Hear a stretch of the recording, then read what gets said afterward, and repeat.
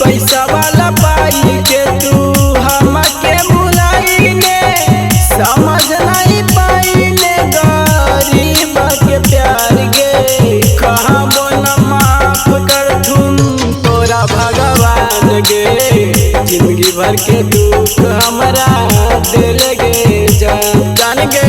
कहाँ बोल माफ कर तुम तोरा भगवान गे, जिंदगी भर के दुख हमरा दिल गे जान।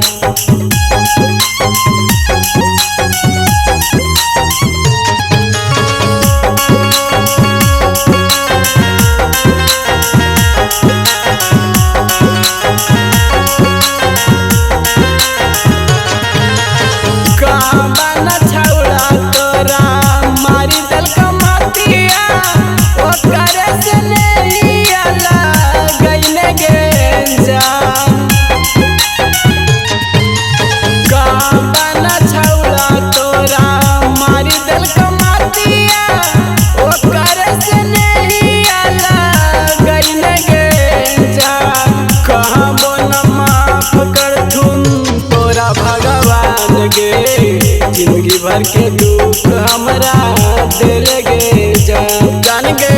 कहाँ बोल माफ कर तुम तोरा भगवान गे, जिंदगी भर के दुख हमरा दिल गे जान।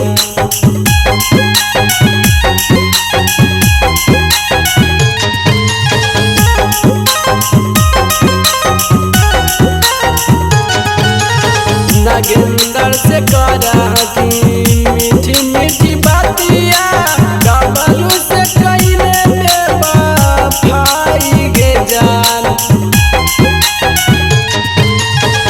नागेंद्र से करा मीठी मीठी बातिया, डबलू से कइले बेवफाई गे जान। कहाँ बोल माफ कर तुम तोरा भगवान गे, जिंदगी भर के